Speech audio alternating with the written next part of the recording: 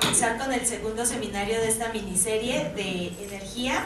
Esta va a estar a cargo del doctor Yasuhiro Matsumoto Kuwabara y bueno, es profesor titular del CIMBESTAB 3C, de la sección de electrónica del estado sólido del Departamento de Ingeniería Eléctrica. Es egresado de CIME del Instituto Politécnico Nacional. Su maestría la realizó en el CIMBESTAB y su doctorado en ciencias lo obtuvo en la Universidad de Osaka. Es miembro internacional del Solar Energy Society, del Japan Solar Energy Society, del Institute of Electrical Electronics Engineering y de la Asociación Nacional de Energía Solar. En el 2012 fue representante de la Red de Fuentes de Energía del CONACYT.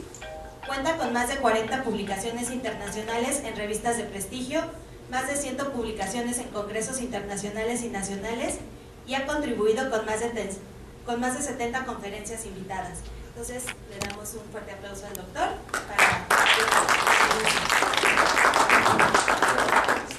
Muchas gracias. Espero que en una hora aproximadamente, son las 12, y si yo no he terminado a la 1, pues me pueden chiflar. Y espero no aburrirlos, pero traje algunos módulos fotovoltaicos, celdas solares. Esto yo que los voy a pasar para que los vean. Está cubierto con plástico, pero para que vean este tipo. Hay cuadrados de silicio policristalino, obleas son monocristalinos. También aquí hay dos módulos. Es imitación, pero uno es translúcido, lo pueden ver, el de silicio amorfo. Entonces, esto les paso ahorita y pues lo van viendo, por favor. Y aquí hay una oblea, esto es de 6 pulgadas. Son dispositivos semiconductores, son diodos. Ahorita vamos a ver lo que son los chips, ¿no? Entonces también los voy a pasar para que los vean. Esta celda que está en una bolsa se llama celdas esféricas. Son como municiones, si se han visto las municiones. Entonces están incrustados, cada munición es una celda solar, nada más que está en una lámina de aluminio. Entonces lo pueden ver. Espero que no lo doblen mucho, pero sí lo pueden tocar. Entonces hay que explicarlos, pasarlos. Bien, entonces, bueno, el título es un poco exagerado, esto de revolución, a lo mejor puede ser evolución tecnológica, ¿no? Pero yo estoy convencido de que después de 30 años de estar en este campo, es una revolución lo que tenemos aquí, fotovoltaica, y espero que lo puedan apreciar lo que es. Bien, entonces el contenido de la plática voy a tener que dar sobre la energía. Estamos hablando de celdas solares, sin la energía no podemos hablar. Algo en general sobre energía. Después voy a hablar sobre materiales. ¿Qué tipo de materiales son los que se ocupan para las celdas solares? Las estructuras, tecnología que involucra las celdas solares. Después entro al tema de qué son los sistemas fotovoltaicos y luego lo que es la producción de los módulos, cómo estamos actualmente en el mercado fotovoltaico a nivel mundial, y después conclusiones y algunas recomendaciones. Algunas imágenes, datos lo he tomado bastante de RTS, es una empresa, de la Agencia Internacional de Energía también, esto es de energías renovables. Seguramente muchos compañeros aquí, estudiantes, conocen de esta materia. Bien, bueno, estos son los módulos fotovoltaicos. Si ven, hay módulos con celdas solares cuadradas, otras que tienen pedazos truncados, pero vamos a ir viendo a través de la presentación. Aquí entro con cuestiones de intrínseco a la parte de hidrocarburos, en este caso el petróleo en México. Es como energético principal en nuestro país, es muy importante. Y si ven desde los 80s y hasta años recientes, cómo ha venido la producción, en este caso viene la producción de petróleo, creo que está en francés. Y bueno, aquí está la referencia de la persona, pero lo pueden encontrar en estas fuentes. Ahora, en los últimos 10 años ha estado reduciéndose la captación, la obtención de petróleo aquí en México.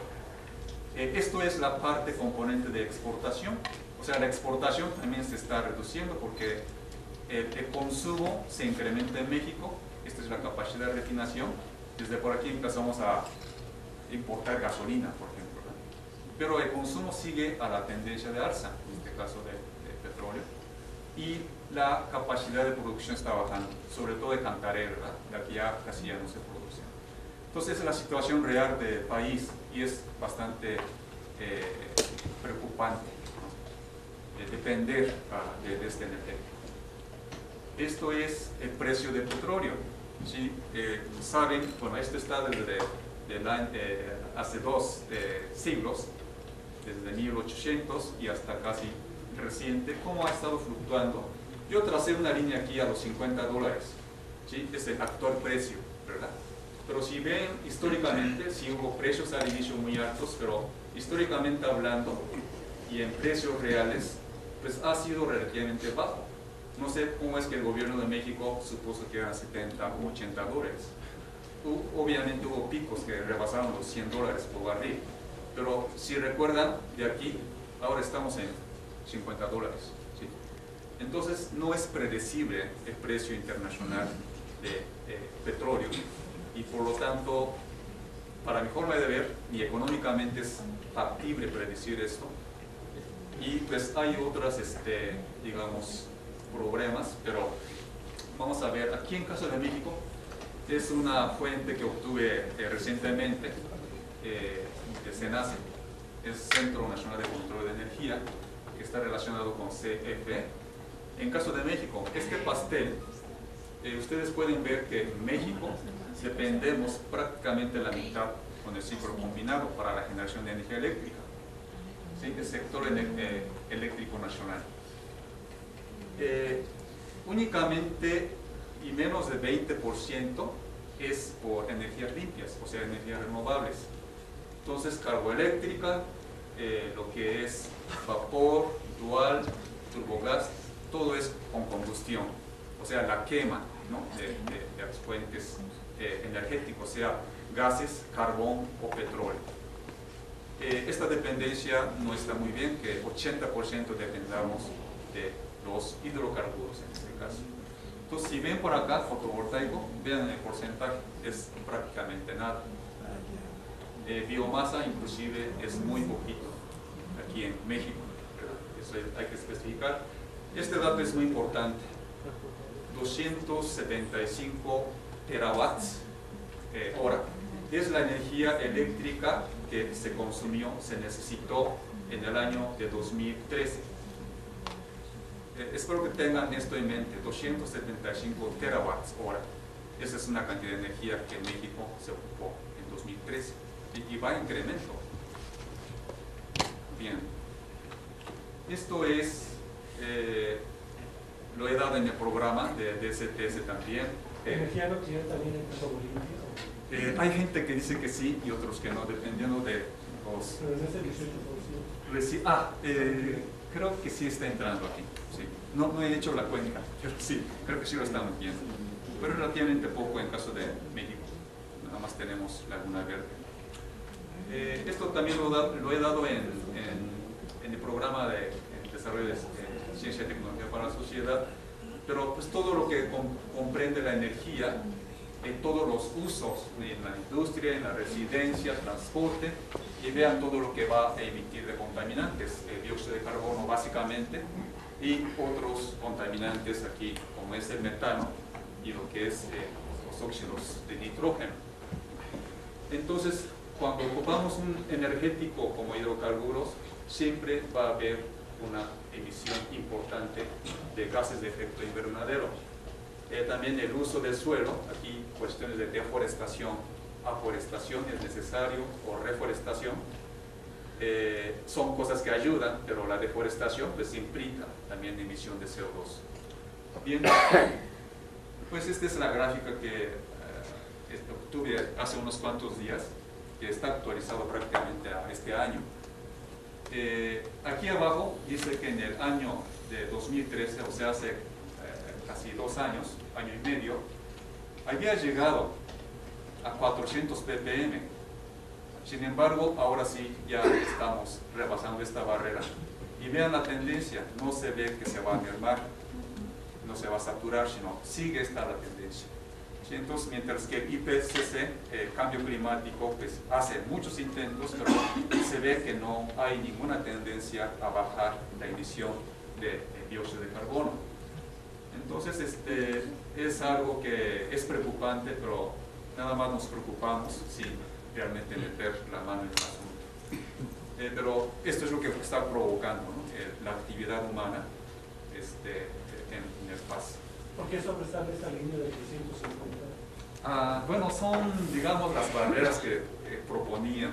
Si recuerdan, históricamente, en los siglos pasados, la concentración es de 280 ppm de historia, o sea, antes de las actividades antropógenas, de las actividades humanas. Y pues ponían una barrera, ¿no? Que íbamos a llegar hasta aquí. Pues fácilmente lo rebasamos. Y ahora 400 ya lo rebasamos. No sé hasta cuándo vamos a parar de emitir. Bien, la radiación solar es una fuente muy importante para todo el ciclo de necesidades en la Tierra. Y aquí también les puse del orden de 20.000 terawatts hora al año el consumo de energía eléctrica. ¿Sí? Estoy poniendo eléctrica, no es toda la energía, es eléctrica. ¿Sí? Nada más de tu transparencia anterior, los 400, 350, ¿son lo que se emite o es lo que se detecta en la atmósfera? Son lo que se detecta concentración en la Mauna, allá en Hawái. Sí, es uno de los lugares más limpios. Entonces ahí se está detectando ese nivel. O sea, no en la ciudad, sino en esa parte que está limpio y que hay una congregación de toda la atmósfera en el mundo. Entonces es un dato muy preciso. Ok, entonces la radiación solar pues, es una enorme fuente de energía, ¿sí? Y después de recorrer del orden de 150 millones de kilómetros, pues llega esta cantidad, ¿sí? Vean, 125 por 10 a la 12 kilowatts equivalentes y una parte se refleja, ¿verdad? Pero aquí, pues lo que es la convección, evaporación, los vientos, sí, la energía eólica es, la verdad, debido al calentamiento, ¿verdad?, del sol, de la atmósfera. Lo único que tenemos en la Tierra es la energía, por ejemplo, la geotermia. Eso es propio de la Tierra. Y aquí lo marqué, pues la radiación que llega de un día despejado, mediodía, del orden de 1000 watts por metro cuadrado. Eso es lo equivalente, ¿verdad? De ahí cuánto podemos convertir en energía eléctrica. Entonces, México consume del orden de 275 terawatts. Esta es la energía total en el mundo, pero eléctrica, ¿sí? Bien. ¿Qué es esta energía solar? ¿Qué es lo que significa esta energía solar? Supuestamente, hablando de energía, en 10 minutos podría abastecer durante un año todas las necesidades del mundo. O sea, esto lo podría abastecer si es que toda energía lo podemos convertir a energía eléctrica, que lo que no es posible. Pero es lo equivalente, lo que está llegando todos los días, y si no tiene nubes, a la Tierra. Y otros datos, el consumo de energía en el mundo en 2008 fue del orden de 470 exajoules, ¿sí? 470 por 10 a la 18 joules. Y esto es el consumo total. ¿Sí? Vean este consumo que es de energía eléctrica, este es el consumo total de todos los energéticos en el mundo en 2008. O sea, aproximadamente 15% es energía eléctrica. ¿Sí? Ahora, la energía renovable, como la solar, nada más la solar, tiene un potencial explotable. O sea, exportable que sea posible, o sea, no es colocando la celda solar en toda la faz de la Tierra, sino en los techos, en los campos, etc., ¿no? Del orden de 1600 exajoules. O sea, este es explotable. O sea, casi 4 veces lo que actualmente, bueno, en 2008 se estaba consumiendo. O sea, es un potencial muy grande, realista, digamos, ¿verdad? Bien, el Sol es cambiante, sale de una posición, tiene un azimut, una altitud, está cambiando de posición. Ese es uno de los problemas, o sea, una desventaja, que no tenemos la energía todo el tiempo. Pero podemos hacer la medición que tanta radiación tenemos, un piranómetro, Y aquí en el caso de México, pues tenemos un día despejado, por ejemplo, y esta área al integrar, hacer un cuadrado, tenemos las horas picos de sol. O sea, si lo extrapolamos a 1 kilowatt, ¿cuántas horas de sol tenemos que multiplicados por cada kilowatt? En el caso de México, desde orden de 5 horas. O sea, este es el promedio nacional, sobre todo aquí en Ciudad de México, tenemos 5 horas pico, o sea, 1 kilowatt durante 5 horas, es lo que hace 5 kilowatt hora en 1 metro cuadrado. ¿Sí? Entonces, es una muy buena energía, casi del doble que Alemania, ¿sí? Casi del doble. Y entonces, lo de radiación solar, tenemos dos tipos, la parte térmica, la parte lumínica. ¿Y qué es lo que queremos entonces aprovechar? Y en nuestro caso vamos a hablar de módulos fotovoltaicos. Esto también se nos olvida, es un componente muy importante. En lugar de estar quemando gas, y que ahora es muy caro para calentar el agua, ¿por qué no usamos la parte térmica? Esto no lo estamos aprovechando tampoco, es muy poco. Entonces el día de hoy voy a hablar sobre esta parte. Y esto es una estructura de celda solar que pues se fabricó en Simvestab ya hace más de 30 años. Y aquí están los módulos, si quieren ahorita los pasamos. Y esta se hizo con la tecnología de serigrafía, que lo pueden ver aquí. Este es de 1987, se desarrolló aquí en Simvestab. Y pues como ven, tiene pues capas, ¿no? Tipo N, tipo P, en este caso es silicio cristalino. Tiene electrodos para recolectar los portadores, o sea, los electrones, en este caso de carga. Aquí hay un campo eléctrico que ahorita vamos a explicar y funciona pues con cierta eficiencia. Entonces el semiconductor tipo P o tipo N está impurificado, ¿sí?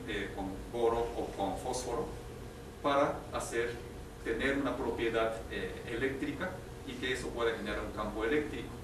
¿Qué es esto de campo eléctrico? Si una celda solar es una caja, ustedes meten canicas en un lado, el lado P, y si ustedes le dan movimiento, esas canicas empiezan a subir, o sea, le están dando un movimiento, una energía cinética, y entonces estas canicas suben y llegan a otro nivel.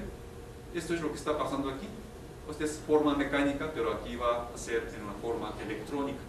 Entonces los electrones ganan una energía. Y si le abrimos la puerta, estas canicas van a empezar a recorrer y a bajar. Entonces este es el flujo de la corriente eléctrica. Y así es como funciona la celda solar. Pero obviamente los electrones estarían aquí, ¿verdad?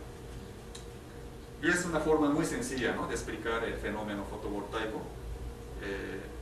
Y esta altura va a depender del tipo de material, la movilidad de las canicas, también del tipo de material que tenemos aquí. Bien. Esta es una curva que se llama IV, corriente-voltaje, en oscuridad. Esta es una luna, corriente contra voltaje. Si aplicamos un voltaje corriente a celda solar, tiene un comportamiento que es de un diodo. ¿Sí? Es una corriente exponencial con una corriente de saturación inversa y un voltaje, y pues son los constantes que tenemos de la carga, constante de Boltzmann, temperatura, etc.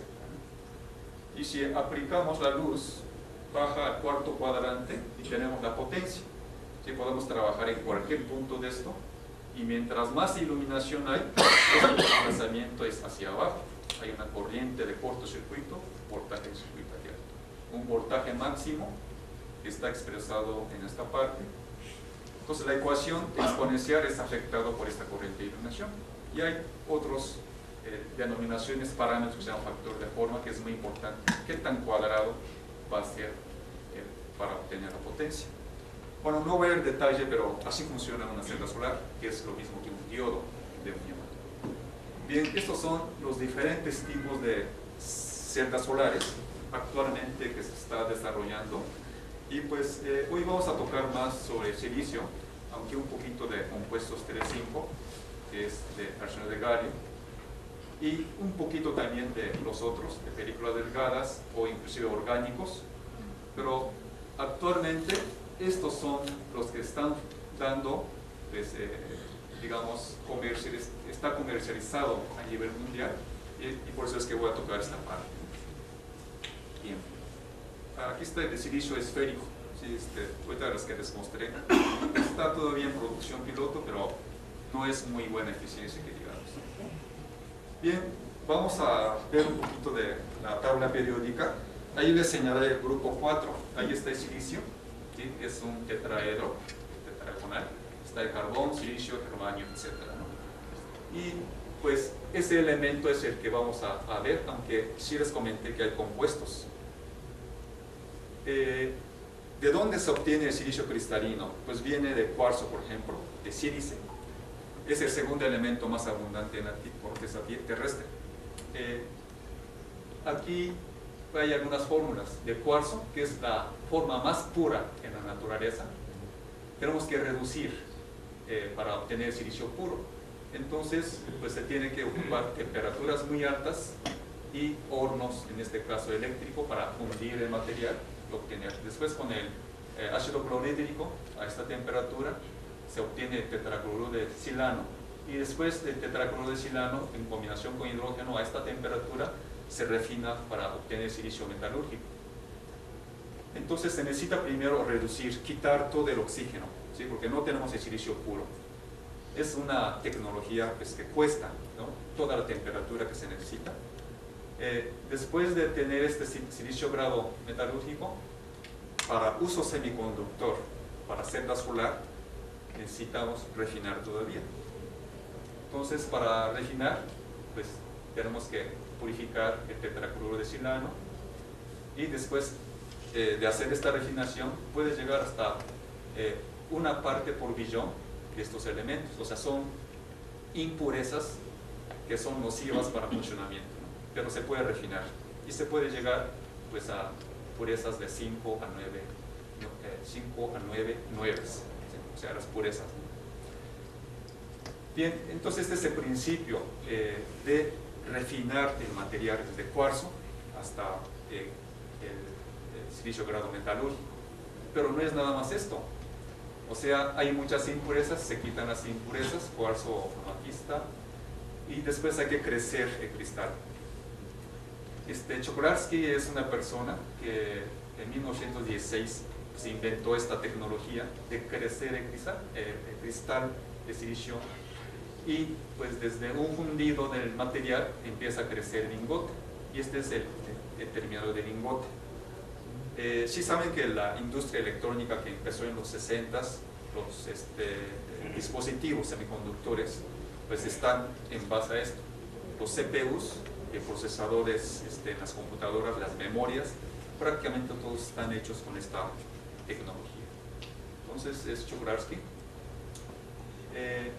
Aquí un poco más en detalle, esto es, digamos, la cámara donde se hace la reacción, se funde con radiofrecuencia a una alta temperatura. Aquí se coloca el polisilicio, o sea, el material que se obtiene, el lingote, perdón, sí, son pedacerías, para fundir y crecer. Entonces, si ven aquí, la temperatura es bastante elevada. Para crecer, este es el fundido y lo que se va solidificando, ¿verdad? Se forma un menisco y se solidifica y lo van creciendo. Entonces, es el lingote y cada vez son más grandes. El crecimiento es muy lento, son de unos cuantos centímetros por hora. Entonces es un proceso muy lento de tiramiento e ir subiendo. Y entonces ya después podemos tener las obleas, o sea, cortar, aserrar también es otra tecnología muy importante. Bien, entonces del lingote, ¿qué es lo que se puede obtener? Les comenté de los chips, ¿no? ¿Sí saben lo que son los chips?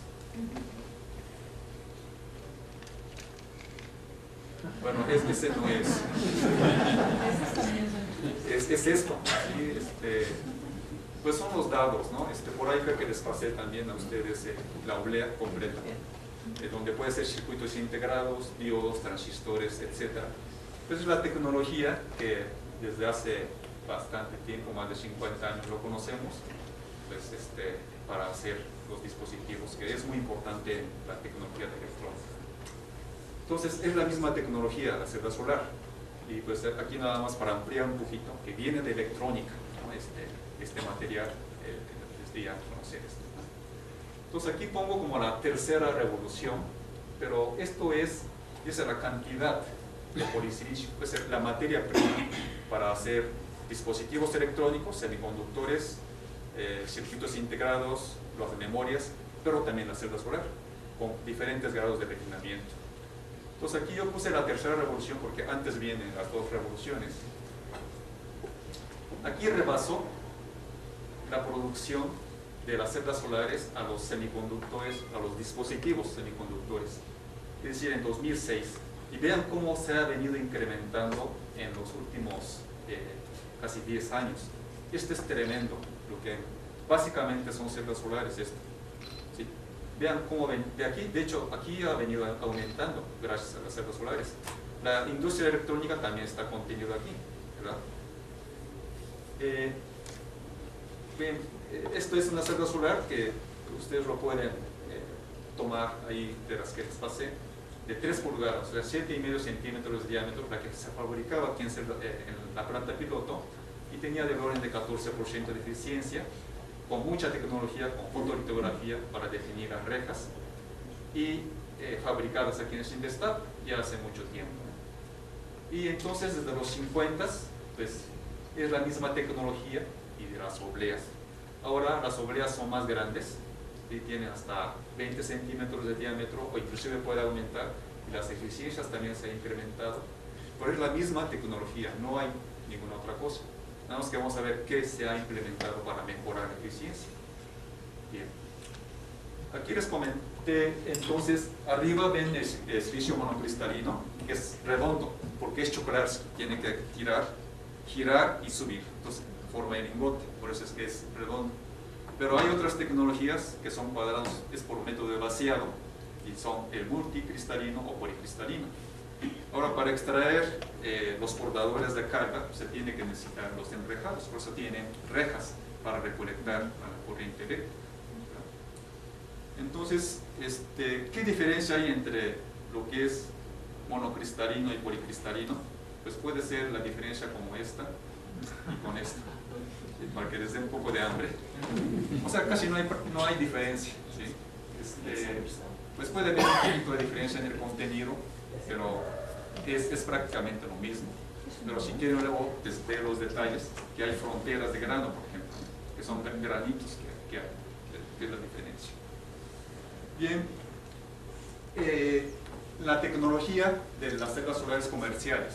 Actualmente casi el 80% es tipo volumétrico, o sea, lo pueden intentar. Las celdas solares tienen un espesor del orden de 200, 300 micras, o sea, 0.2 o 0.4 milímetros, ¿verdad? O sea, no llega a 1 milímetro de espesor, pero son volumétricas, y que tiende a usar espesores más delgadas. Películas delgadas es otra tecnología que está en proceso, pero que todavía no abarca mucho el mercado, pero son espesores mucho más delgados, pero sobre algún substrato, sea de vidrio, cerámica o acero, ¿no? Láminas de acero. Y es importante la tecnología de encapsulado. EVA es el etilvinilacetato, que es lo que se tiene que ocupar para sellar y evitar la penetración de la humedad para que duren los módulos fotovoltaicos. Si la celda solar es de silicio, así es de que es como si fuera vidrio, pero los contactos metálicos se pueden corroer, entonces tiene que sellar bien el vidrio templado para que resista impactos, ¿no? Las adversidades del ambiente. Entonces la vida pues, se espera que llegue a los 25 años y ahorita quieren ir hacia 30 años, ¿no? de garantía. Bien. Si la oblea es tan delgada como 100 micras, ustedes le aplican fuerza y lo pueden doblar, y si le aplican más, pues se rompe. O sea, es una tecnología que se trata de ocupar menos material, pero hay una limitación como ser la volumétrica. Por eso es que se espera las películas delgadas, que ocupa una cantidad mucho menos de material. Bueno, estos son algunos ejemplos de monocristalino, policristalino, amorfo, de los módulos que existen actualmente. Aquí una pequeña introducción de películas delgadas, ¿no? En caso de silicio, pueden depositar sobre vidrio 2 a 3 micras de silicio policristalino con plasma. Esto se hace el proceso a menos de 500 grados, la temperatura que aguanta el vidrio. Y pueden obtener cristales con depósitos sencillos y no ocupar tanto material como 100, 150 micras. Sin embargo, la eficiencia no es tan alta, ¿sí? Ese es un limitante. Y hacen trucos aquí, ¿sí? Hacen texturización para atrapar la luz. La luz que llega, aquí se refleja, se refracta y puede obtener mayor cantidad de corriente eléctrica. Pero son tecnologías que están en avance, pero no podemos alcanzar todavía mayor eficiencia, ¿no? Y estabilidad. Esto es una imagen de las capas que tiene esta celda solar. Aquí tiene apenas 1.3 micras. Estas celdas solares pueden dar 10% de eficiencia, o sea, con 1.3 micras de espesor, ¿sí? Entonces son tecnologías que se está tratando de ocupar para no usar hecho plástico, por ejemplo. O sea, es de película del gas, ¿sí? Okay. Esto es un poco vieja la imagen, pero pues translúcidas con agujeros. Por ahí las celdas solares que les mostré, hay algunos translúcidos que tienen agujeros y pueden ver a través de la ventana, por ejemplo, ¿sí? Generando la energía eléctrica, pero que pueden pues, generar la energía eléctrica y pues, en las tejas, por ejemplo. Esto es una imagen ya de hace unos 15, 20 años, pero esto es un poco más reciente, de una empresa que se llama Fuji, de silicio amorfo, en las tejas, en los parques de diversión, etc. Esto creo que es de una empresa americana, de United. Y esto lo obtuve recientemente, los OPDs, las celdas solares orgánicas, que todavía está en desarrollo. La eficiencia no es tan grande, yo pienso que está entre 5 o 6% a lo más, y a lo mejor puede haber algún problema de degradación, o sea, que a través de tiempo baje su eficiencia, pero está en desarrollo todavía. Bien, vamos a los compuestos, pues sobre todo 3,5, y pues la combinación de estos materiales, como les comenté, el arsenio de galio, fosfuro de indio, ¿sí? Se puede obtener pues diferentes combinaciones y es básicamente para concentración y es de las que tienen más eficiencia de conversión. Seguramente van a llegar a 50% de eficiencia. Nada más que son áreas muy pequeñas. Si ven, estos son las lentes de Fresnel. Y abajo están las celdas solares de milímetros cuadrados. Puede llegar a ser 1 centímetro cuadrado, pero normalmente son milímetros cuadrados y ahí concentran 100 veces, 200 veces, hasta 500 veces la radiación solar. Entonces, la óptica, el plástico, pues está haciendo la actividad de concentrar, ¿no? Y entonces puede salir más barato, pero todavía esta tecnología está en prueba, digamos, y esto es caro porque necesita seguimiento, es decir, tiene que entrar la radiación solar en forma normal a la superficie del lente para que el foco no se salga de la solar. Entonces es una tecnología que está, pues, digamos, en prueba, pero puede ser muy eficiente porque son tipo tándem, que es tándem apilados de diferentes materiales, grupo 3,5, para ir absorbiendo pues, diferentes espectros de la radiación solar. Aquí son 3 componentes azul, verde y rojo, lo puede absorber con toda esta parte de la celda solar. O sea, es una sola celda solar, pero que hay celda solar arriba, medio y abajo, lo que puede absorber una mayor cantidad del espectro de la radiación solar. Ahorita vamos a ver lo que es la radiación solar, pero pues, es mejor este tipo de material para absorber. Entonces, a este tipo de estructura, pues yo le estoy poniendo una imagen así. ¿Sí? Bien. Bueno, aquí es muy difícil de ver, pero si ven que desde los 70s y hasta la actualidad, pues un laboratorio nacional en Estados Unidos ha estado monitoreando cómo viene subiendo las eficiencias. Vean que hay muchas líneas aquí que ven que están horizontales. O sea, a través de muchos años no ha habido un gran incremento en la eficiencia. O sea, todo lo que están metiendo de millones, cientos de millones de dólares en las empresas, en las universidades, no es tan fácil alcanzar una buena eficiencia. Sin embargo, hay otras tecnologías que ahorita vamos a ver aquí en la parte de abajo y luego vamos a ver arriba cómo va a estar. que son emergentes. Esta es la parte de abajo. Teluro de cadmio, cobre, indio, galio, selenio, de películas delgadas, las de silicio, por aquí están, los 25% de eficiencia. Aquí hay una subida, se está llegando a 25.6%, pero esto ya industrializable, ¿sí? Ese es muy bueno. Estos ya también hay aplicación, que vean cómo está venido subiendo en las últimas fechas. Y vean esta, es de perovskita, es un material que en años recientes, hace 2 o 3 años empezaron, pues vean cómo viene esta pendiente subiendo. Es muy interesante este esquema, y ojalá que sea una celda solar estable. Las orgánicas por aquí vienen, las de colorantes están por acá, pero con cierta estabilidad. Ya subió. Sí. La de peroxita ya tiene 20.1. Ah, sí, ya llegó. Bueno, así el progreso de esta de perovskita es muy dinámico. Y eso ahorita me comenta Arturo que ya tenemos 20% de eficiencia. Nada más que hay que ver esto, poner en módulos, hacerlo amplio y que sea estable y que dure a los 25 o 30 años. Eso yo creo que va a tardar 5 o 10 años seguramente. Pero es algo que se espera que pueda apoyar en las celdas solares. Ok, ¿desde cuándo se empezó a desarrollar la celda solar? Es un poco de historia y las eficiencias de conversión, sobre todo de silicio monocristalino, que actualmente pues, les comenté que está llegando a esta eficiencia, y los módulos fotovoltaicos.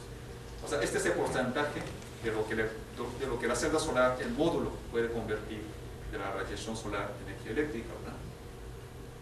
Entonces fue en los 50s, ¿sí? En la carrera pues, espacial, ¿sí? Los satélites necesitaban una fuente. Entonces en los 50, o sea hace 60 años empezó. Y vean cómo, aunque la celda solar fue descubierta en los efectos fotovoltaicos desde el siglo XIX, sí, en 1838 por ahí, ¿no? Por aquí es cuando empezó realmente a impactar con los semiconductores, ¿sí? Entonces esto yo lo he puesto como la primera revolución. Y aquí tiene que ver, bueno, no tiene que ver ellos, es George Washington y Lenin. Pues digamos, porque Estados Unidos y Rusia son los que estaban compitiendo para cuestiones de satélite. Y pues aquí empezaron las investigaciones. Entonces, aquí costaba del orden de $1000 el watt la celda solar. Y pues se empezaron a desarrollar. Y vean por aquí también, son muchos años, ¿sí?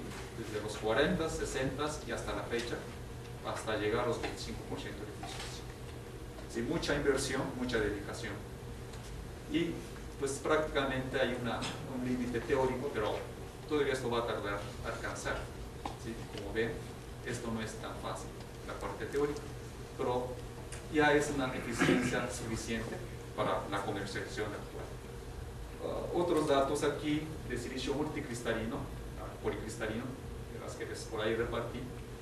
¿Cuál es su geometría? Estos son los dedos, las que ven aquí las líneas para recolectar, y pues estas son las dimensiones, de orden de 100 a 200 micras, ¿sí? Es bastante delgada. Entonces esto se puede con la tecnología de serigrafía. ¿Sí? Aquí los módulos que está aquí abajo, pues, se desarrolló aquí también sin testar con la tecnología de serigrafía, pero no tan finos, pero ahora se puede, para que vean la tecnología. Otro es, pues por ejemplo, tener la texturización, porque las celdas solares, el silicio tiene un reflejo. Y cuando tenemos reflejo estamos perdiendo esa luz, o sea, tenemos que ver la parte óptica.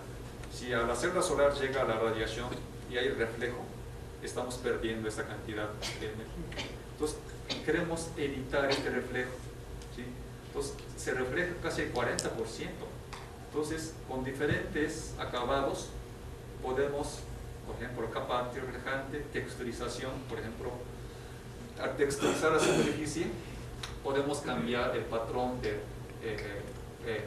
reflexión y atrapar la luz. Y pues estos son los pirámides que podemos ver con microscopía, pues los pirámides que se puede hacer en el silicio cristalino. Y pues evitar el reflejo, ¿no? O sea, son las tecnologías en la superficie para obtener pues, mejores celdas solares. Esto es también microscopía de cómo puede estar aquí para atrapar la luz. Son pirámides pero invertidas hacia adentro. Son celdas muy buenas, pero muy difíciles de fabricar porque necesitan un proceso muy largo de microelectrónica.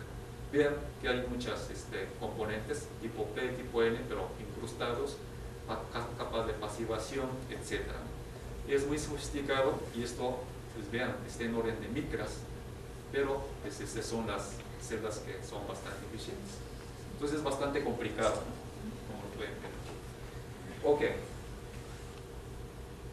Más recientemente, en los últimos 3-4 años, ha habido este tipo de celda solar. Está bonito, ¿no? Parece como una hoja, una flor. Que en lugar de poner las barras de metal en la parte de frente, se pasa a través de un agujero a la parte posterior y por atrás se recolecta el positivo y negativo. ¿Sí? Esto porque el metal refleja la luz, entonces perdemos 3, 4, 5% de energía. Entonces hacen estos diseños. También hay otras celdas solares que no tienen ningún contacto en la parte de arriba, o sea, no ven ninguna recta, sino es completamente, digamos, sin ningún, digamos, implementación de metal, y todos los contactos vienen en la parte de abajo, ¿sí? Tipo P o tipo N vienen en la parte de abajo. Entonces, con esos han podido incrementar la eficiencia en los últimos 2 o 3 años, ¿no? Entonces aquí dice all bad contact, o sea, todos los contactos están en la parte de atrás. Entonces deja entrar la luz en toda la celda solar. Bien. Bueno, este es el espectro de la radiación solar. Esto que está en rojo, AM0, fuera de la atmósfera. Lo que está en verde es AM1.5, cuando el Sol está a 48 grados del cenit. Son los espectros. Esto es absorción por aerosol, humedad de la atmósfera. La región visible, infrarrojo por aquí es ultravioleta. Y es como aprovechar entonces esto, ¿verdad? Entonces, lo que es importante es la propiedad óptica de los materiales. ¿Qué tanto puede absorber la celda solar cuando llega esa radiación solar, la onda electromagnética, y generar los pares electrón-hueco? Pues lo que se llama es coeficiente de absorción, ¿sí? Esto es longitud de onda y la energía está hacia la izquierda, ¿verdad? Entonces, cuando la energía aumenta de los fotones, pues hay más absorción en estos materiales. Entonces, por ahí puse de diferentes tipos de materiales. Arsenal de galio, fósforo de litio son los mejores, que se llama de banda directa, y otros son de germanio, amorfo, pero que tienen diferentes bandas y que eso da diferentes voltajes potencial en la celda solar. Entonces, los mejores es de compuestos 3,5, pero pues actualmente es el silicio cristalino. Bien. Esto es índice, coeficiente de refracción. Silicio, N, y K es el coeficiente de extinción, que es la parte imaginaria, pero el silicio tiene un índice de refracción, es algo óptico, y a diferentes longitudes también cambia su índice. Normalmente el silicio le considera del orden de 3.70 a estas longitudes de onda para hacer los cálculos. ¿Por qué es importante? Porque si la luz llega a la celda solar y se refleja, esto es por la diferencia precisamente de índice de refracción. Entonces, el medio 1, el aire tiene un índice, el otro material tiene otro índice. Entonces, se refleja si estos índices son muy diferentes. La celda solar, el aire, la capa antirreflejante. Esta capa evita que refleje, entonces atrapa más cantidad poniendo un acoplador. Es una capa antirreflejante que es un acoplador óptico, ¿sí? Y evita o reduce el reflejo. Entonces hay varias ecuaciones. Esto es la reflexión con índice de refracción. N0, aire, N1, capa antirreflejante, y N, creo que 2 va a ser el de silicio. Y obtenemos estas relaciones, metemos lo que es el espesor, la longitud de onda del espectro, y tenemos una reflexión promedio en función de estos. Y entonces podemos hacer cálculo de cuál es el espesor de esta capa y el índice de refracción que tenemos que meter para que refleje menos. Entonces, estas tiene nitruro de silicio, sobre silicio, es policristalino el material, pero si ven estos diferentes colores, no es de que sea la capa antirreflejante de color, es completamente transparente, ¿sí? Sin embargo, lo ven de diferente color porque es lo que reemite, ¿sí? De la incidencia de luz blanca, esto es lo que se está repitiendo, lo que está reflejando. lo mejor es el azul. En este caso, lo mejor sería que fuera negro, que no hubiera reflejo. Este es muy difícil para hacer con una sola capa. Entonces hacen doble capa para que refleje menos, por ejemplo. Entonces, por la diferencia de espesor pueden cambiar estos tonos, siendo el mismo material con un solo índice de refracción. Entonces hay arquitectos que aprovechan esta propiedad para decorar los edificios con celdas solares. Obviamente va a ser diferente la eficiencia, porque algunos reflejan más y otros reflejan menos. Entonces la corriente que genera va a ser diferente. Bueno, la texturización, les comenté, es importante. Luego la capa antirreflejante. Normalmente la celda solar se ve así, pero hay otras celdas solares que se ven así. Entonces aquí, como que ven, es un poco más negro. Significa que tiene muy buen acople aquí óptico, y si ven en la textura, se ve un poco de texturización aquí, para también evitar el reflejo. Esta celda solar está colocada aquí en Shimbestap. Tenemos 60 kilowatts de instalación de esta celda solar, nada más que yo lo tomé con acercamiento, y así se ven. Son celdas solares chinas, sobre todo. Bueno, algunas son buenas, no todas, pero pienso que está funcionando actualmente. Y este tipo de celda solar, pues yo le puse esta. Ok. Bueno, aquí ven un módulo fotovoltaico. Aquí es una exposición. Vean el tamaño de los módulos, ya son metros cuadrados. Si ven, aquí hay reflejo. ¿Por qué se refleja? Porque tiene vidrio en la parte frontal. Entonces, al vidrio también tendríamos que poner algún antirreflejante para que no refleje. Si las celdas no reflejan, pues está debajo del vidrio, está protegido. Entonces, si ven, la nube que está aquí se está reflejando. Entonces, es otra tecnología que hay que ver sobre el vidrio, hay que poner una capa antirreflejante, etc. Bien, ¿qué es el sistema fotovoltaico? Bueno, muy sencillo. Necesitamos una luz, módulo y aplicar.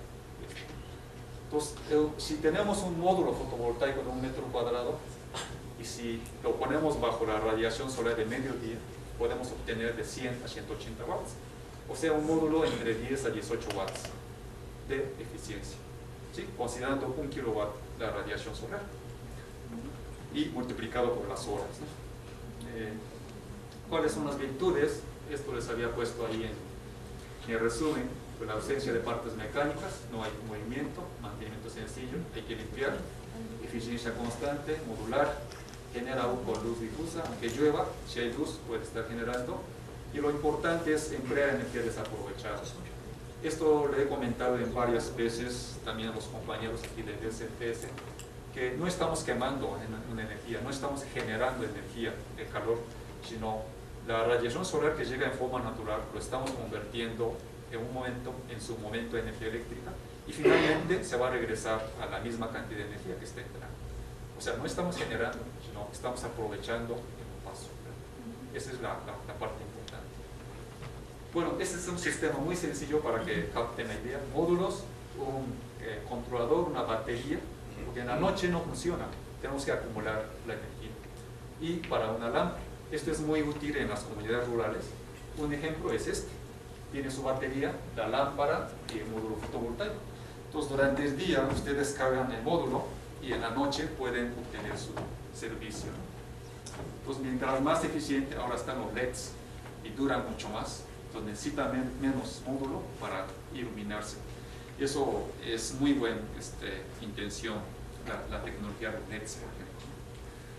Bueno, esto es en la planta piloto, que todavía está por ahí, sobrevive.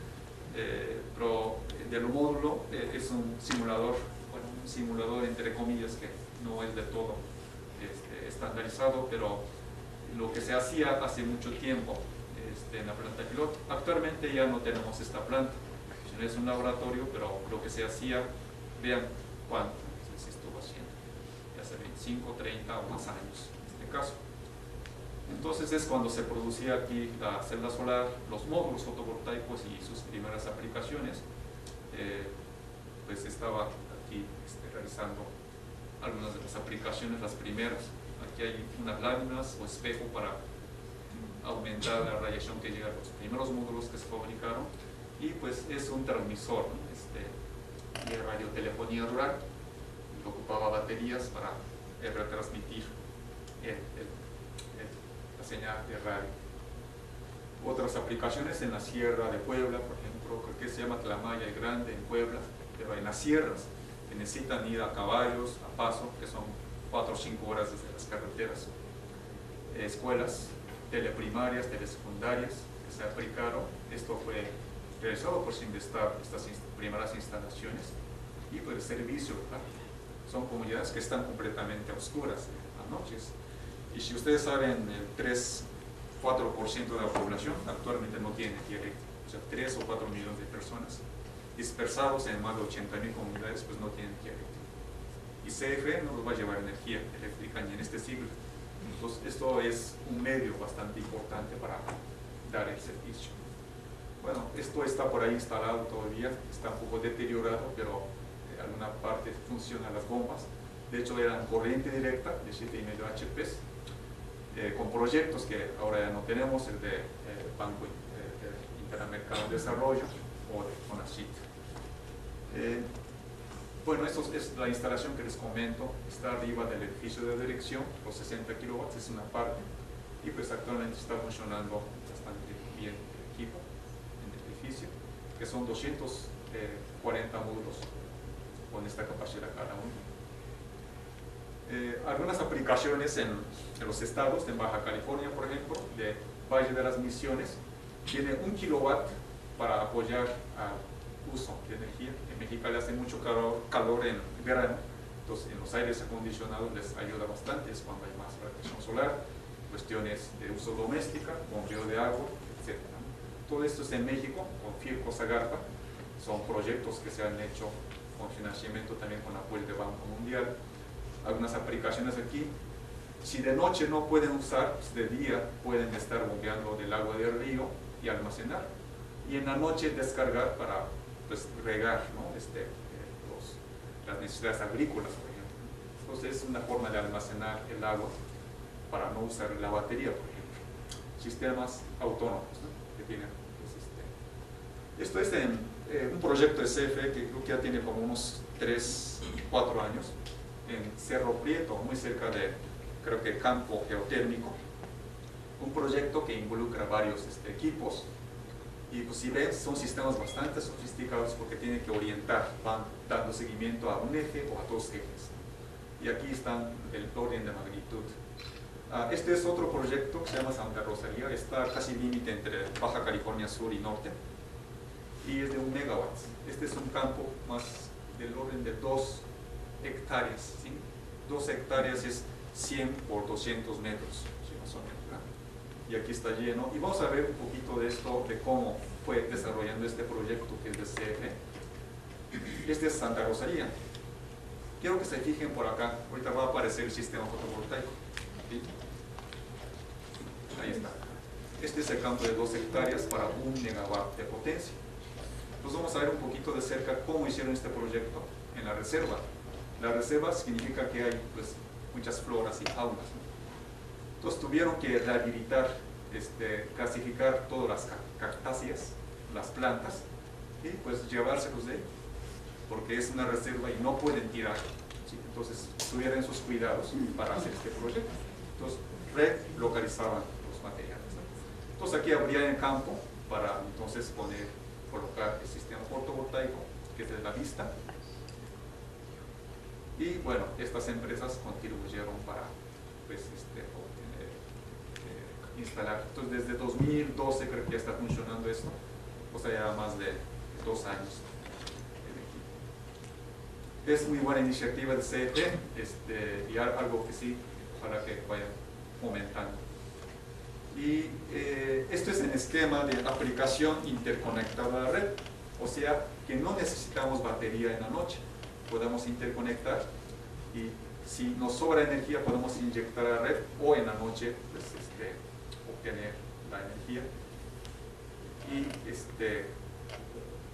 no pagar tanta energía o inclusive poder recibir el dinero alimentando a la red con los sistemas fotovoltaicos. En México todavía no nos pagan, si no recuperamos esa energía, pues es una pérdida. Pero ojalá que luego pueda haber implementación de que ustedes generen y que se les pague por esa energía. seguramente va a llegar un día de esos que no sucede en otros lugares del mundo, y es lo que ha fomentado mucha la aplicación. Y pues el sistema interconectado es bastante importante, ¿no? Para el desarrollo del sistema fotovoltaico. Y pues diferentes esquemas, ¿no? Usan grúas para instalación, esto es estacionamiento de los automóviles, aprovechan para dar sombra y aparte generar energía, etc.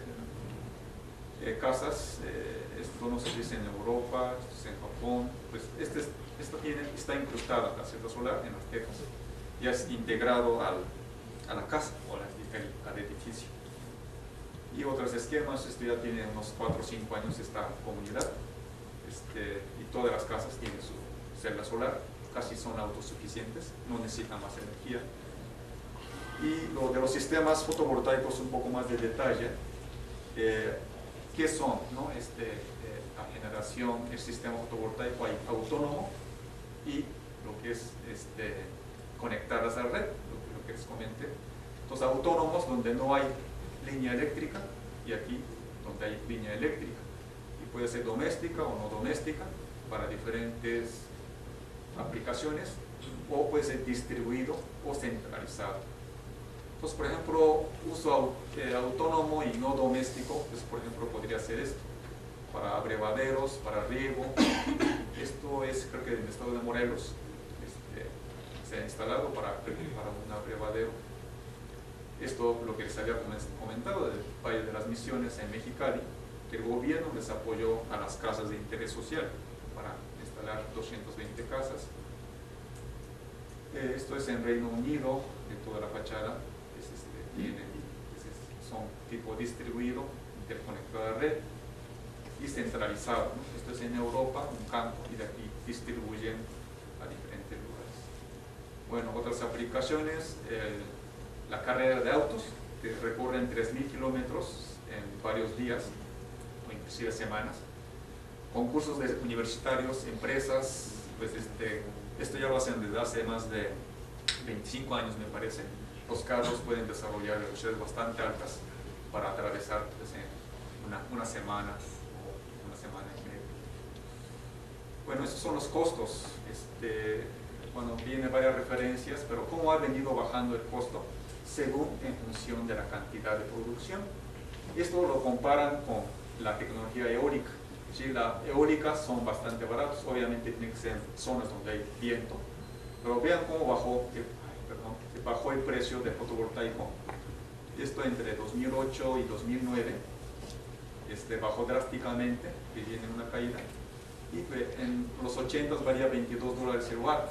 Les comenté que al inicio en la carrera espacial valía del orden de $1.000 el watt, y actualmente ya está en los $1.4 por watt de fotovoltaico. Entonces esto pues sí tiene que ver la cantidad de producción que se está realizando en el mundo. Ok.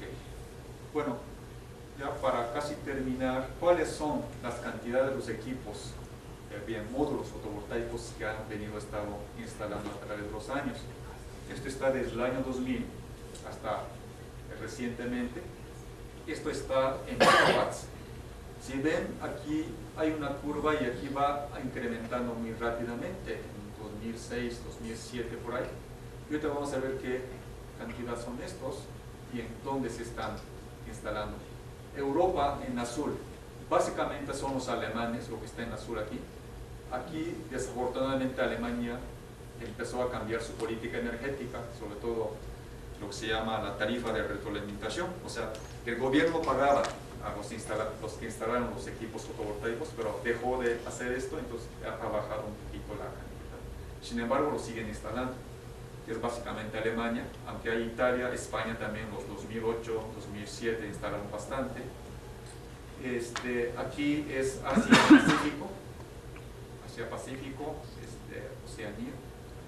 Aquí China, vean cómo China ha estado incrementando su capacidad de instalación. América básicamente es Estados Unidos de Norteamérica, el resto del mundo, el Medio Este y África, en este caso, es muy poquito. Pero así está la distribución actualmente hasta hace 2 años, en este caso.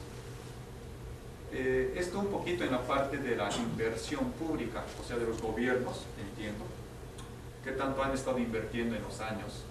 O sea, hasta abajo era Alemania, rojo Japón, luego Estados Unidos y el resto del mundo, qué tanto han invertido por año el gobierno para investigación de fotovoltaico.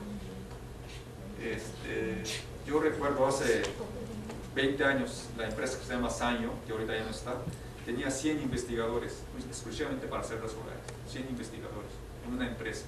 Aquí no está considerado las empresas, ¿sí? Son gobiernos, son dineros que vienen del Estado en este caso.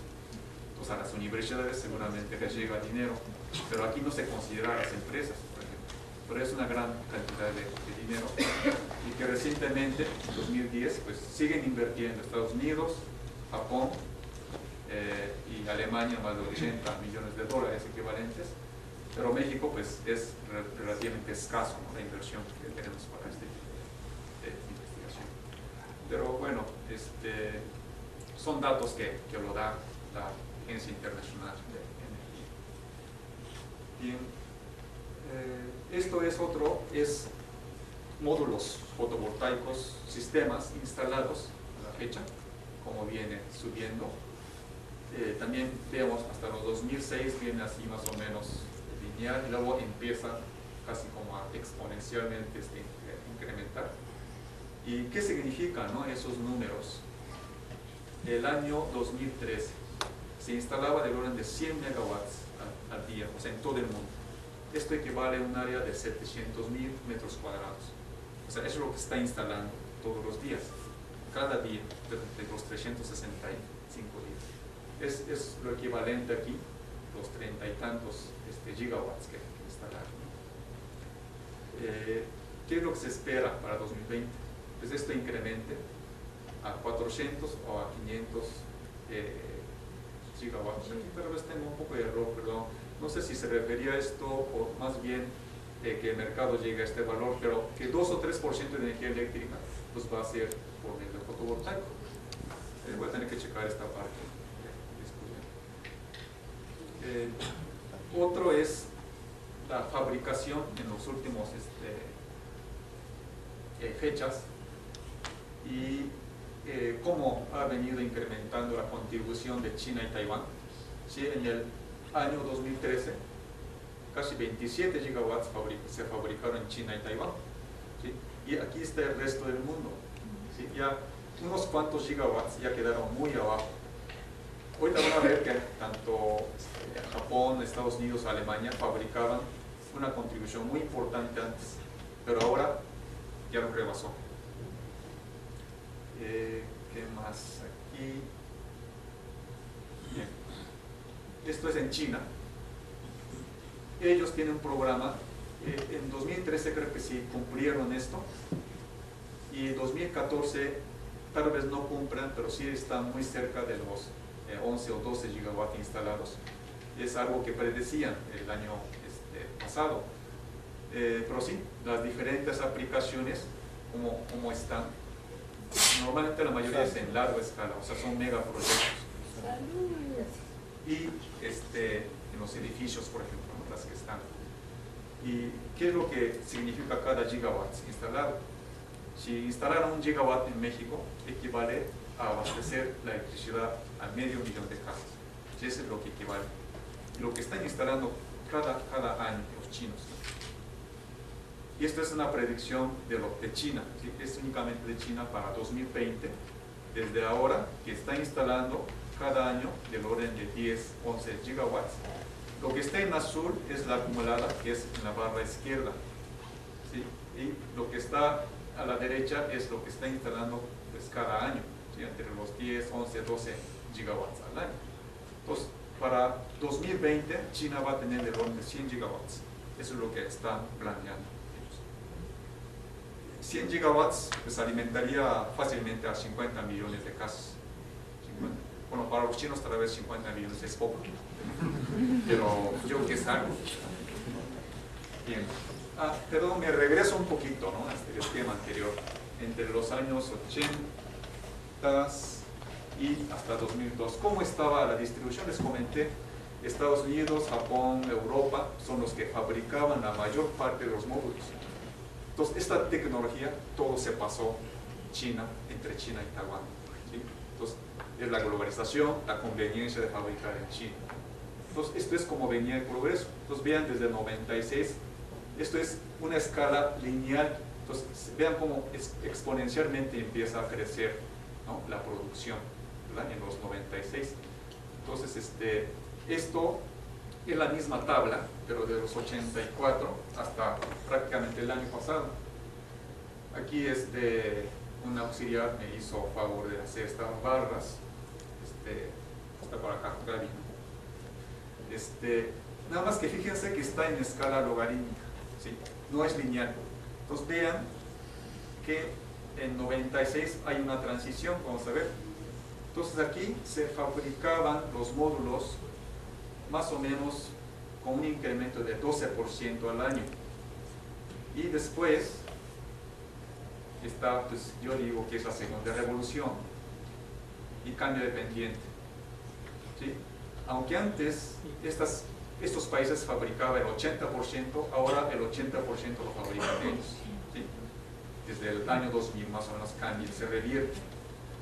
Y estas pendientes son muy importantes y por eso es que le pongo ahí pues como revolución. Y de 12% ahora es del orden de 50% el incremento anual de la producción. Es tremenda la cantidad.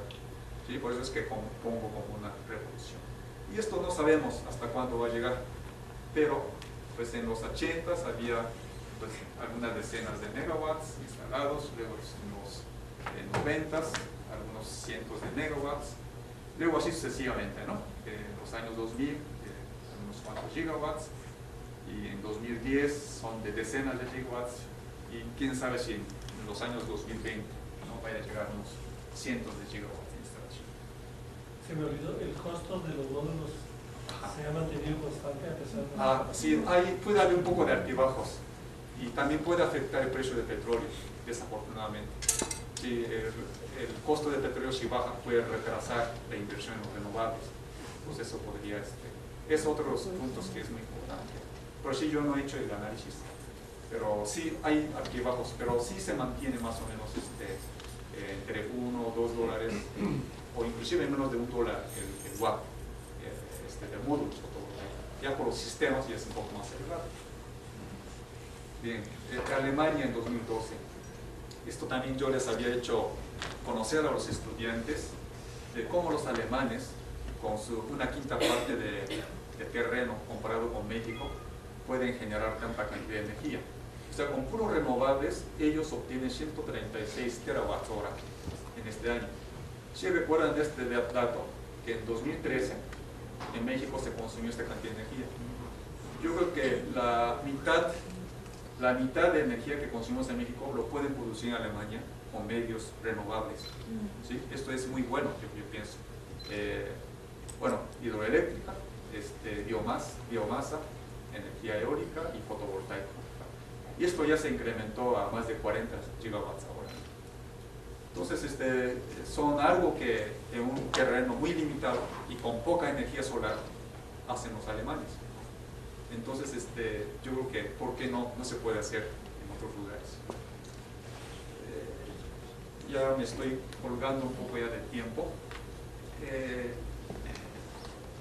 Una de las personas encargadas del Congreso Conferencia Fotovoltaica el año pasado, pues comentó, ¿no?, estos tópicos, que fotovoltaico pues, puede contribuir como una fuente mayor a la electricidad y que para 2019 pues puede suministrar el 2% de energía eléctrica y que pues puede alcanzar los 16% para mediados de ese siglo y que el mercado pues, va a crecer a 50 gigawatts en 2015, que es este año, posiblemente, y que puede, o más bien ya costo de energía pues es nivelado, digamos, ¿no?, que es más barato que la energía convencional en una buena parte de la comunidad europea, más no en México.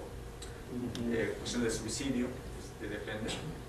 Y pues lo que les comenté y que hay de desarrollo, ¿no?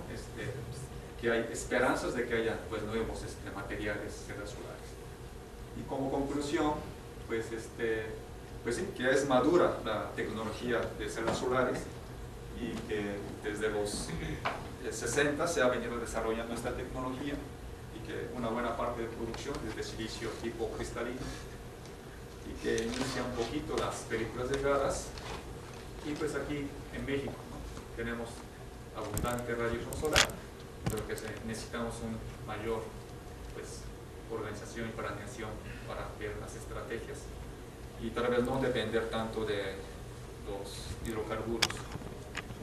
Y pues diferentes aspectos, ¿no? De lo que yo recomendaría, de lo que necesitamos hacer, por ejemplo, enlace entre gobierno, instituciones, lo que hace falta, inclusive con órganos internacionales, más proyectos de vinculación con sector eléctrico, que ahora están abriendo. La reforma energética es muy importante. Se está abriendo el sector eléctrico. Conocemos más, tenemos más colaboración, ya no están cerrados. Etcétera, ¿no? Varias propuestas, digamos, que es necesario. Y finalmente, pues ahora dice que la energía no es solo un asunto tecnológico, sino ahora emerge como un tema cultural, o sea, como una cultura general. Y otra es la integración de los sistemas fotovoltaicos, es ahora más importante que el mismo desarrollo tecnológico. O sea, cómo integrar, cómo ocupar, esa es la parte que yo creo importante. Entonces agradezco a, pues no sé, de los 20, 30 años que he estado en esta parte, tanto en México como en Japón, obviamente aquí en Shingestar, yo que debo mucho a las actividades realizadas aquí a los compañeros, a los colegas, sea de eléctrica, de física, etc. Y pues compañeros, colegas de Japón, algunas empresas, sea aquí en México, en Japón, pues para el desarrollo de esta plática. Pues muchas gracias.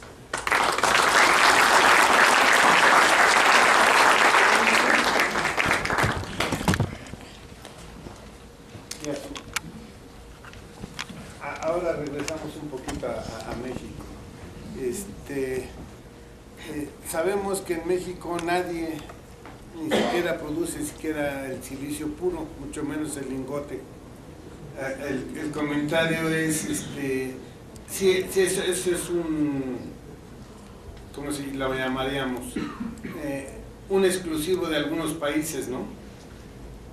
Pues a lo mejor tal vez haya tendencia, ¿no? De algunos.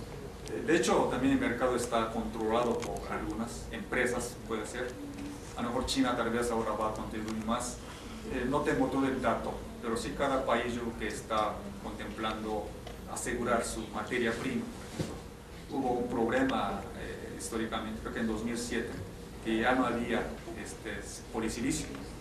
Entonces se apuraron las empresas para poder abastecer, que se incrementó de repente la producción. Entonces sí debe haber una estrategia. Les comento que el teluro de cadmio de Industrial First Solar fabrica ya casi 1 gigawatt al año o un poco más. Ellos están comprando minas en México, en Sonora, por ejemplo, ¿no? De teluro, por ejemplo, y están asegurando pues, abastecer ese material. Obviamente son materiales especiales. El silicio pues abunda, si hay minas de cuarzo, pues yo creo que es una buena, pero hay que tener la tecnología para desarrollar. Entonces habría muchas cosas ahí, reglas internacionales, facilidades, pero sí, no tengo así toda la información. Sí, porque toda la electrónica es de silicio y ahí son mucho más cosas, ¿no?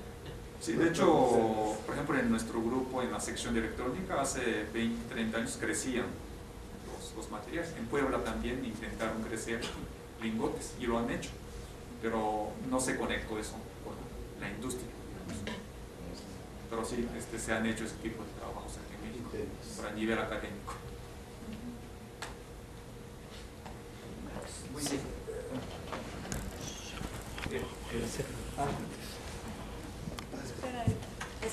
Doctor, gracias por la presentación. Bueno, una pregunta, doctor. Mucho se ha dicho que la falta de apoyo a las renovables intermitentes aquí en México es por costos, ¿no? Derivados de transmisión y distribución, almacenamiento, ¿no? Que han sido algunas de las barreras. Más sin embargo, yo esperaría que los proyectos fotovoltaicos en México tendrían que estar cerca del usuario final, es decir, en las casas, habitación, edificios. Más sin embargo, las instalaciones se están viendo que están haciendo como granjas, ¿no? O sea, fuera o lejos del usuario final. Entonces, para mí sentiría que está al contrario de eso, ¿no? O sea, lejos de que tendría que estar cerca del usuario final, están poniendo las plantas lejos, ¿no? Y por lo tanto, por los costos de transmisión y distribución, pues van a estar ahí y van a estar siempre ahí, ¿no? ¿Cómo ves tú usted? ¿Qué piensas? Creo que tienes mucha razón. Se dice que el costo de transportación es como de 5%.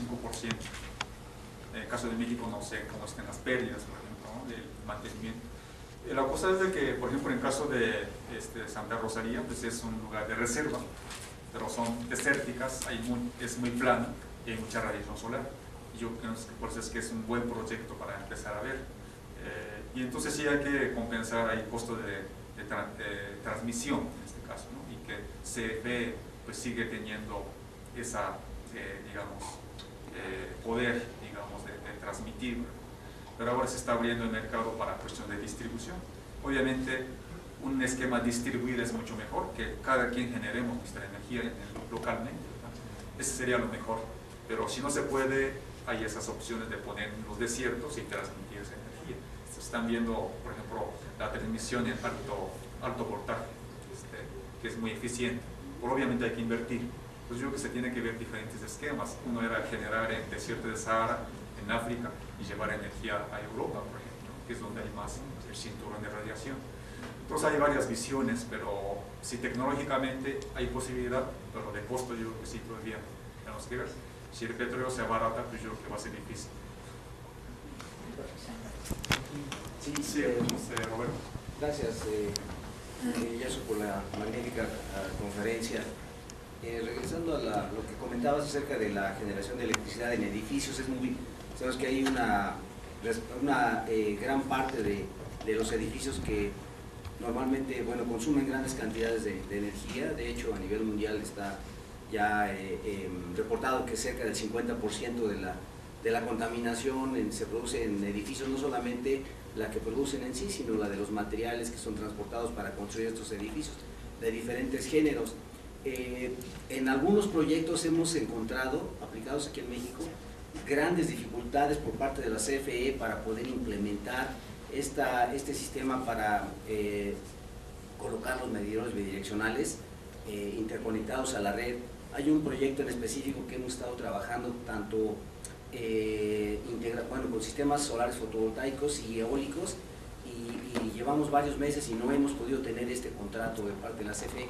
La primera pregunta que tengo es ¿qué sugieres para destrabar esta situación? Porque pues hay un enorme potencial en México, como ya lo señalaste, y lamentablemente encontramos estas barreras administrativas en esta empresa que en realidad pues dificultan mucho que se siga avanzando. ¿Pero solo son administrativas o hay algo más? Pues sí, son administrativas, porque llegamos ahí y nadie sabe dónde tienes que hacer el contrato de la red, y te mandan a una oficina y a otra, y resulta que te quedas sin poder llevar a cabo este trámite que debía ser rápido y eficiente. No sé si esto sea a nivel doméstico, que son de potencias menores, digamos, ¿no? De unos cuantos kilowatts, que los megaproyectos sí, a lo mejor es otro esquema, que tiene que ver, por ejemplo, CRE, que es la Comisión Reguladora de Energía, y el mismo CFE, o la CENACE también está viendo. Pero sí, yo he sabido de que, aunque se diga que no, pues sí hay problemas ahí de manejo administrativo, los trámites, los tiempos para conseguir el medidor bidireccional, que ellos tienen que poner el medidor. Pero hay veces que yo he escuchado que hay consumidores que han tenido que pagar por ese medidor para instalar, y lo han hecho así. Entonces sí hay cosas que yo como no he estado en contacto directo, pero sí algunas empresas que instalan sistemas fotovoltaicos han tenido ese tipo de problemas, el tiempo que se tarda en hacer contrato, por ejemplo, o el permiso para hacer esto. Porque al usuario final, pues ya llega un momento en que se desespera y dice, bueno, pues ya lo convencional. En específico es un proyecto en el cual estoy participando en la ciudad de Pachuca, donde estamos integrando energía solar fotovoltaica con eólica, ya que ahí pudimos encontrar, también costó mucho trabajo conseguir los datos de viento a la altura donde vamos a colocar los sistemas eólicos, y pues es un proyecto, digamos, medio, ¿no? Es un hotel que sí vale la pena como para que se pueda generar un efecto multiplicador, y lamentablemente no hemos encontrado esa, digamos, apertura o facilidad por parte de las instancias de la CFE para poder llevar a cabo esta instalación de interconexión a la red. Yo creo que es la parte organizativa, administrativa. Como ha sido una empresa monopólica, pues es un poco difícil ahí que atienda a los clientes en este caso, ¿no? Que no eran tan abiertos. Ahora yo pienso que con la reforma se debe de cambiar esos esquemas y facilitar las cosas para dar el permiso de conectar, etcétera, ¿no? Pero creo que es un desarrollo poco a poco. No sé si tendrá que arreglar aquí, ¿no? Sí,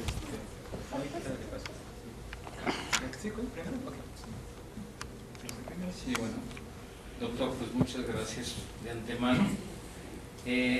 Esto parece un comercial, pero en el Colegio de Ingenieros Mecánicos y Electricistas, está en Oklahoma 89, la persona que acaba de expresar esto, creo que ahí podemos hacer sinergia y poder apoyar, orientar para concluir ese tipo de trámites. No porque en el colegio se hagan trámites, sino estamos en un comité de energías renovables y ese tipo de detalles ya he escuchado que hay una forma de informar y de ayudar a la solución. Nuestro interés al venir aquí a esta revolución de las energías renovables me inspira también a preguntar acerca de lo que es la certificación de la calidad o el tener los productos, así como en el FIDE, un sello FIDE. En este caso, no sé si ya exista en alguna parte del mundo alguna mecánica que permita esa certificación de productos para tener la seguridad de calidad o ese tipo de complementos. Sí, muchas gracias por el comentario, y a lo mejor luego se puedan poner de acuerdo para poder arreglar este tipo de asuntos de permiso o contratación. En cuanto al estándar, normas, sí, pues, existe. Por ejemplo, IEC, que es la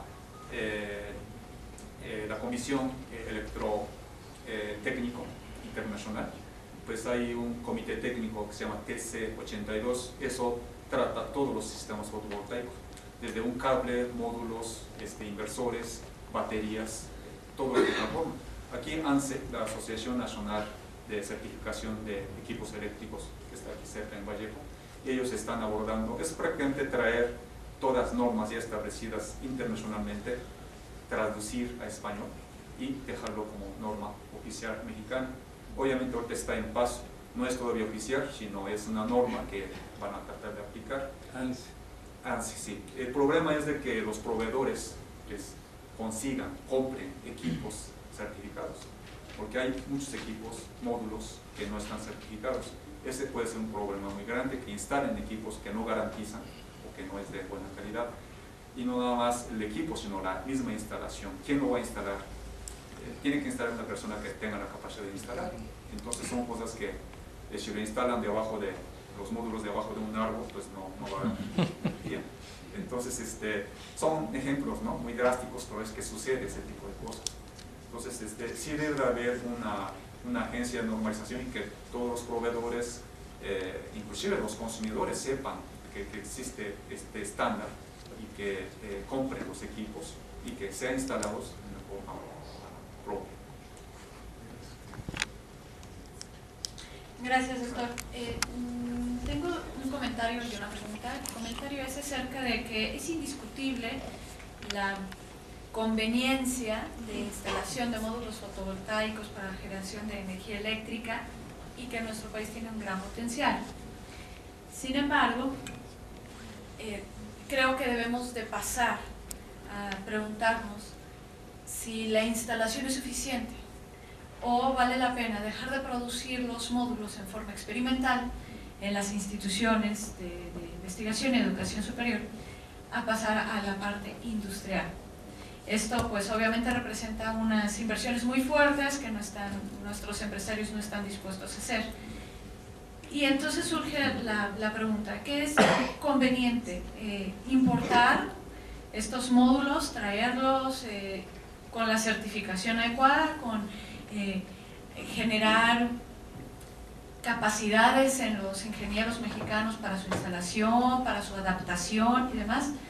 ¿O bien por el proceso de fabricación de los módulos, que según yo he visto en la literatura tiene una huella de carbono muy muy alta, continuar importando y tratar de que se bajen estos costos? ¿Usted qué considera? Lo de último, lo de huella de carbono, ¿te refieres a...? A que el proceso de fabricación de los módulos fotovoltaicos puede tener una huella de carbono muy alta. Sí, son buenas preguntas, Berenice. Yo creo que lo primero, creo que sí, como dijiste, yo creo que lo más conveniente es importar. Sin embargo, por ahí les puse un nombre de una empresa que hay en México, en Irapuato. Están expandiendo su capacidad, inclusive quieren hacer la tecnología vertical, o sea, no extracción desde cuarzo, sino de crecer el cristal, por ejemplo, y obtener la oblea y hacer las celdas solares y los módulos. De hecho, están ensamblando ahí en Irapuato esta empresa. Pero como vieron, y que les mostré que hasta el año 2002, Alemania, Estados Unidos, Europa, Japón, eran las empresas que lideraban, pero después les ganaron, ¿no? Eso es por el costo, de volumen de producción, ¿sí? Entonces eso yo creo que es muy difícil competir. Sin embargo, como la empresa que les comento aquí, la mexicana, pues es posible, ¿no?, contribuir, y a lo mejor se puede hacer algo más, pero si no tenemos la tecnología o la integración de la tecnología vertical, no va a bajar el costo. Entonces tenemos que estar importando materiales inclusive. Entonces son cosas que hay que ver, pero sí, esto se demostró aquí en Cinvestav ya hace más de 30 años y no se ha hecho porque no ha habido esos medios, digamos, ¿no? La inversión, como dices, hay que invertir, pues son decenas o centenas de billones de dólares lo que hay que invertir. Eso no lo hace cualquiera, ¿no? Pero esta empresa, que es pequeña, pero sí lo están tratando de hacer. Lo de huella de carbón, un módulo fotovoltaico, obviamente, de toda la energía que se necesita para crecer el cristal, fundir, etcétera, es bastante. Sin embargo, si dura del orden de 25 años, se dice que va a ser como el 10% de la emisión comparado con los otros medios, o sea, los convencionales. Es más o menos el equivalente. Entonces, esos son los datos que tengo. Me pareció muy interesante. Me pareció muy interesante el análisis de las tendencias globales del mercado y cómo en muy poco tiempo vemos algunos jugadores clave desaparecer y una oportunidad para algunos países. En este sentido, el mercado de los sistemas orgánicos pudiera considerarse como un mercado emergente. Segundo, si hay la posibilidad para la investigación que se realiza en México, obviamente que hay muchas barreras para la manufactura, pero no sé si para la innovación, si habría en particular algunas soluciones tecnológicas que la ciencia en México pudiera proveer en este sentido. Y tercero, ¿cuáles serían las principales barreras para la producción industrial en estos sistemas orgánicos? Bueno, son bastantes preguntas y algunos un poco con detalle, pero bueno, tal vez iniciando por lo último, los orgánicos yo creo que es muy interesante, ¿no? Sobre todo en las actividades académicas, de investigación, y sí, ya tienen un tiempo, digo que más de 10 años investigando, desde el año 2000 más o menos empezó los OPVs.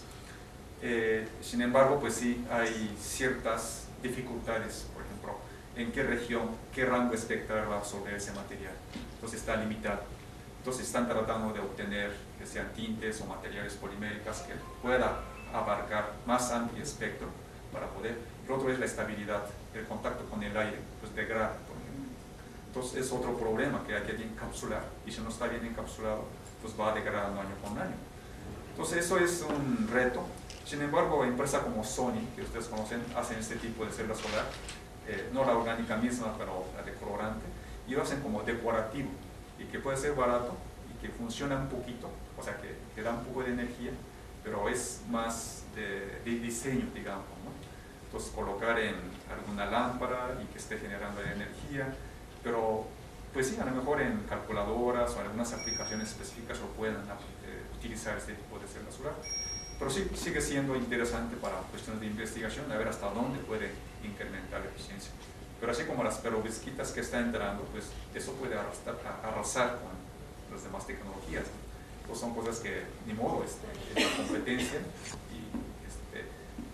y muchas veces es preferible tener celdas de mejor eficiencia que bajas eficiencias. Muy bajas, muy baratas, no siempre conviene. Entonces, aunque cueste más, si es eficiente es más redituable.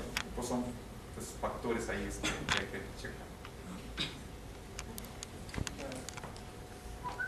Bueno, mi pregunta es, aparte de la producción de la huella que deja, después de los 25 años de funcionamiento del módulo, porque es muchísimo lo que se produce, ¿no? ¿Cómo es el control ambiental ya después de que se vuelve basura, si se recicla, si se vuelve a usar? Es muy buena pregunta. La First Solar, la que produce teluro de cadmio y sulfuro de cadmio, ahí contiene cadmio el módulo. Entonces ellos tienen política de recolectar todos los módulos que ya no funcionan. Ahora, ¿cómo van a reciclar eso? No lo dice, pero sí parece que hay posibilidades. También los módulos ahora están tratando de utilizar materiales que puedan reciclar o desprender fácilmente los elementos que ya no funcionan y reutilizar. No tengo toda la información, pero primero es la seguridad, por ejemplo, contra incendio, ¿qué es lo que pasa cuando se incendia una casa y tiene que montar? Pero sí, de reciclado empieza a haber ese tipo de, digamos, investigación, digamos, acercamiento para poder reciclar estos módulos fotovoltaicos y prolongar aún más la vida de los módulos fotovoltaicos. Bueno, es lo único que ahorita. ¿Doctor Pedro? Doctor Morales. Bien, solamente un comentario para actualizar. Ya en este momento hay dos fabricantes de celdas solares y módulos, ¿sí? O sea, la empresa que está en Irapuato, y hay una nueva que está entrando, que es fuerte, es Industrias Eléctricas Mexicanas, está entrando para fabricar celdas solares y módulos. Ahora, fabricantes de módulos tenemos varios ya en el país, incluso hasta en Oaxaca, ¿no? Se están empezando a producir módulos en base a celdas solares importadas. Es decir, ya empieza a haber un mayor interés en el sector privado para producir tanto celdas solares como módulos fotovoltaicos. Y la razón es que pues hasta el año pasado se había instalado en México del orden de 100 megawatts, pero en este momento existen ya peticiones a la Comisión Reguladora de Energía por más de 1 gigawatt. Es decir, de aquí al 2018. Es decir, en 3 o 4 años se va a multiplicar el mercado mexicano en 10 veces. Entonces, como consecuencia de eso, entonces se empieza a ver pues, un gran interés por empezar a fabricar tanto módulos como incluso celdas solares, ya que pues, en principio sería redituable ya empezar a fabricar las celdas solares en México. No les comenté, pero sí, por ahí datos muy interesantes que sí se están proyectando. De hecho, ya hay permisos que están solicitando para instalar por decenas de gigawatts hacia el año 2024. Si recuerdan que 2024 es el año que tenemos que llegar a 35% de generación de energía eléctrica por medios de energías renovables. Si ahorita está en 20%. Por en 2024 no sabemos cuál es el requerimiento de energía eléctrica para entonces. Si no son los 275 terawatts, es bastante más. Entonces, el 35% de eso de energía eléctrica en renovable, pues es bastante grande. Entonces, está viendo si es viento, fotovoltaico, que parece que todavía no lo han considerado, pero pues, posiblemente ¿no? puede ser una parte interesante. Daniel.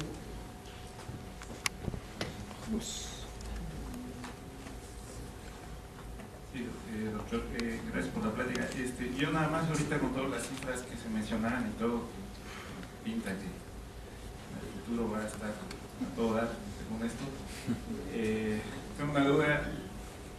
de la parte no tecnológica, sino humana. Si usted sabe si acaso se está formando, vamos a decirlo así, ingenieros solares, así como hay ingenieros petroleros, si hay aquí, o en algún otro lugar, porque pues yo por lo que he visto y sé, pues por lo general son ingenieros mecánicos, eléctricos y se van especializando, ¿no? Pero si pinta, bueno, va a haber un desarrollo por este lado, si hay esa formación específica. Sí, hace un par de las semanas pasadas vi por ahí una noticia que en el sector eléctrico para generación de energía eólica va a haber en los 4 o 5 años posteriores una inversión de $14.000 millones. 14.000 millones de dólares en 4 o 5 años. Van a requerir del orden de 140.000 personas que dediquen a este tipo de cosas. Somos muy pocos realmente, investigadores, estudiantes, realmente pocos. Entonces tenemos que prepararnos. Entonces sí tenemos que detonar algún mecanismo para que en las escuelas, no nada más en la universidad, sino tal vez desde vocacional, preparatoria, pues vayan bien para técnicos, formación de técnicos, ingenieros en esa parte. Entonces yo creo que sí es una gran oportunidad si es que se hace con la reforma energética. Pero ahora con los costos de petróleo que ha ido abajo, no sé cómo va a ser. Eso hay que ver también. Nada más rápido, para la respuesta de la pregunta, hay 2 universidades que ya están impartiendo la carrera de ingeniero en energía, específicamente en la UAM Iztapalapa, ya de hace varios años, esta carrera de ingeniero en energía, y recientemente una universidad en el estado de Hidalgo, muy cerca de aquí, hora y media, tiene ya también implementada la carrera de ingeniero en energías renovables. Ojalá que sí, necesitamos muchos recursos. Muy bien, si no hay más preguntas, Rodrigo, sobre el conocimiento al doctor Yasuhiro.